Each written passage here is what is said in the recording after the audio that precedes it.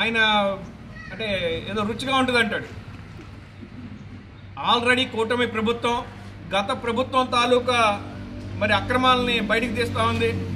అయితే మనందరం గమనించాలి, పేర్ని నాని గారు గోడాన్లో 2 కోట్లకు పైనే బియ్యం పోయినాయి. ఆ దొంగ బియ్యం ఎక్కడ పోయినాయి ఆయన సమాధానం చెప్పలేదు. కానీ దానికి ఎంతైతే అంత మరి 2 కోట్లు కట్టారో 4 కోట్లు కట్టారో ఆయన అయితే కట్టాడు. మరి ఆయన అఫిడవిట్లో ఎంత డిక్లేర్ చేశారో అంత క్రితం మంత్రిగా క్రితం అదొకసారి చూడాలి పాత్రికేయ మిత్రులు. మరి 2 కోట్లు ఎక్కడి నుంచి వచ్చాయి ఆయనకి? అక్రమ సంపాదన లేకుండా గత ప్రభుత్వంలో ఆయన చేసింది అక్రమ ఆర్జన.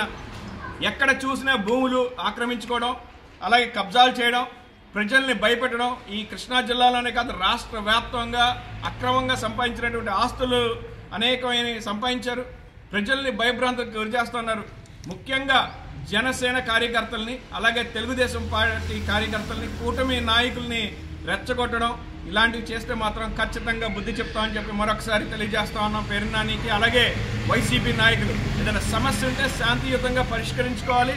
అలాగే ఎక్కడైనా తప్పు జరుగుంటే కనుక, ఎక్కడైనా పొరపాట్లు జరుగుంటే కనుక మరి లా అండ్ ఆర్డర్ దృష్టికి తీసుకెళ్ళాలి, పోలీసుల దృష్టికి తీసుకెళ్ళాలి. అంతేగాని ప్రజల్ని రెచ్చగొట్టడం, నాయకుల్ని రెచ్చగొట్టడం, కార్యకర్తలను రెచ్చగొట్టడం సరైన పద్ధతి కాదు.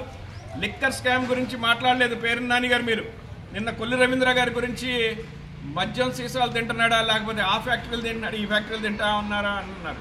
ఆయన గుర్తుపెట్టుకోవాల్సింది, భారతదేశ చరిత్రలో మొట్టమొదటిసారి ఇంతటి స్కామ్ జరిగింది, అది లిక్కర్ స్కామ్. త్వరలోనే మరి డీటెయిల్స్ రాబోతూ ఉంటాయి. మనందరికీ తెలుసు ఇవాళ రోజున సింగపూర్లో కూర్చుని మరి విజయసాయి రెడ్డి గారు, అలాగే జగన్మోహన్ రెడ్డి గారు మరి అక్కడ మరి పంపకాలు చేసుకుంటా ఉన్నారు. గత ప్రభుత్వంలో సంపాదించినవన్నీ అక్కడ కూర్చుని సింగపూర్లో కూర్చుని పంపకాలు జరుగుతున్నాయి అని చెప్పి వింటా ఉన్నాం. మరి అదే కనుక నిజమైతే కనుక వీరందరూ పాత్రదారులే.